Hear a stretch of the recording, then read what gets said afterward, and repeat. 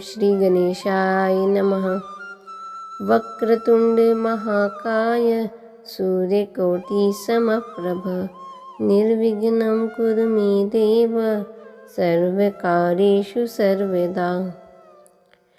माघ मास की चतुर्थी को तिल चतुर्थी और संकष्टी चतुर्थी के नाम से जाना जाता है। संकष्टी चतुर्थी के दिन महिलाएं सुख सौभाग्य, संतान की समृद्धि और सर्वत्र कल्याण की इच्छा से प्रेरित होकर व्रत रखती हैं। पद्म पुराण के अनुसार इस व्रत को स्वयं भगवान श्री गणेश जी ने माता पार्वती को बताया था। आइए तिल चौथ व्रत की कथा सुनते हैं। एक नगर में देवरानी जेठानी रहती थी। जेठानी अमीर थी और देवरानी गरीब थी। देवरानी गणेश जी की भक्त थी। देवरानी का पति जंगल से लकड़ी काटकर बेचता था और अक्सर बीमार रहता था। देवरानी जेठानी के घर का सारा काम करती थी और बदले में जेठानी बचा हुआ खाना, पुराने कपड़े आदि उसको दे देती थी। इसी से देवरानी का परिवार चल रहा था। माघ महीने में देवरानी ने तिल चौथ का व्रत किया। 5 आने का तिल व गुड़ लाकर तिलकुटा बनाया। पूजा करके तिल चौथ की कथा करी और फिर तिलकुटा छीके में रख दिया और सोचा कि चांद उगने पर पहले तिलकुटा खाऊंगी, उसके बाद ही कुछ खाऊंगी। कथा सुनकर वे जेठानी के यहाँ चली गई। खाना बनाकर जेठानी ने बच्चों से खाना खाने को कहा तो बच्चे बोले, माँ ने व्रत किया है और माँ भूखी है, जब माँ खाएगी हम भी तभी खाएंगे। जेठ जी को खाना खाने को कहा तो जेठ जी बोले, मैं अकेला नहीं खाऊंगा, जब चांद निकलेगा तब सब खाएंगे, तभी मैं भी खाऊंगा। जेठानी ने उससे कहा कि आज तो किसी ने भी अभी तक खाना नहीं खाया, तो तुम्हें मैं कैसे दे दूं? तुम सवेरे बचा हुआ खाना लेने आ जाना। देवरानी के घर पर पति बच्चे सब आस लगाए बैठे थे कि आज तो त्योहार है, इसलिए कुछ पकवान आदि खाने को मिलेगा। परंतु जब बच्चों को पता चला कि आज तो रोटी भी नहीं मिलेगी तो बच्चे रोने लगे। उसके पति को भी बहुत गुस्सा आया। कहने लगा कि सारा दिन काम करके 2 रोटी नहीं ला सकती तो काम क्यों करती हो?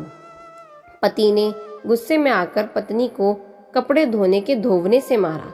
धोवना हाथ से छूट गया तो पाटे से मारा।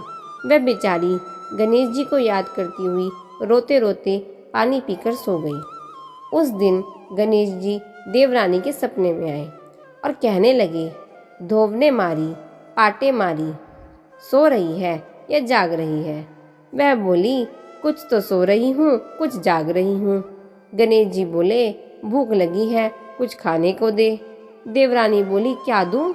मेरे घर में तो अन्न का एक दाना भी नहीं है। जेठानी का बचा कुचा खाना देती थी, वह भी आज नहीं मिला। पूजा का बचा हुआ तिलकुटा छीके में पड़ा है, वही खा लो।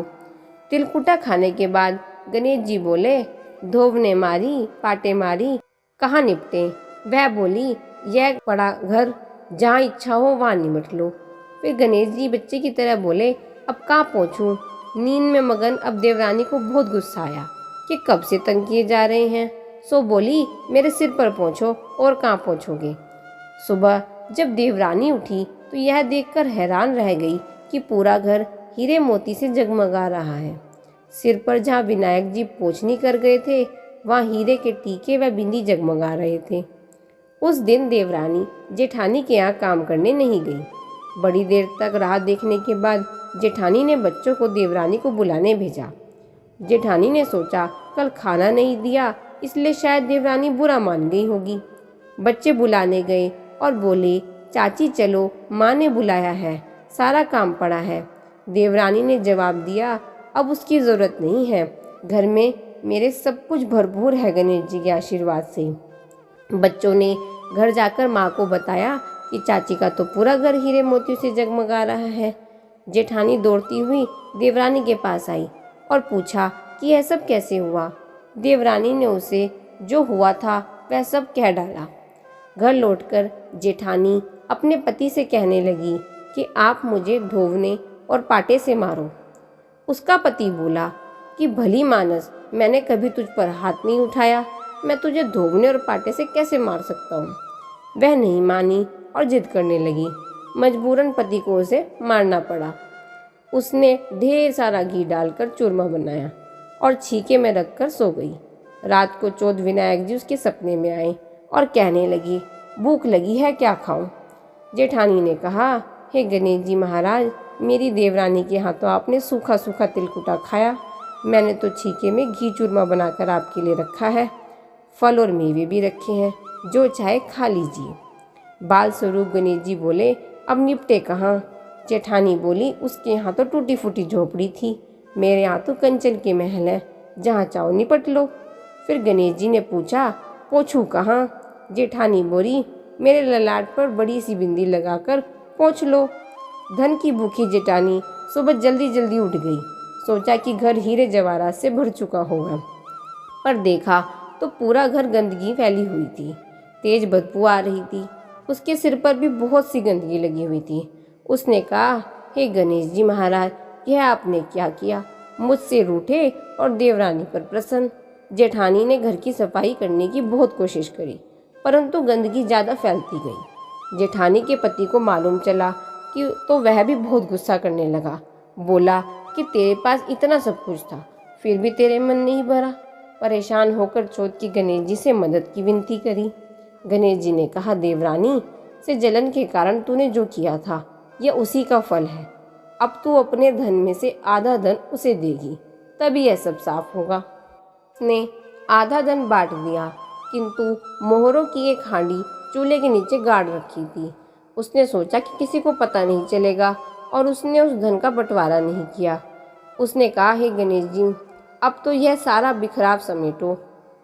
वह बोले, पहले चूल्हे के नीचे गड़ी हुई मोरों की हांडी सहित ताक में रखी 2 सुई को भी 2 हिस्से कर।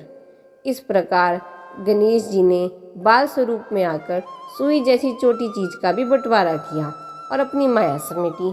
हे गणेश जी महाराज, जैसे आपने देवरानी पर कृपा की, वैसे सब पर करना। कहानी कहने वाले, सुनने वाले, व हुंकार भरने वाले सब पर कृपा करना। बोलो गणेश जी महाराज की जय। चौथ माता की जय।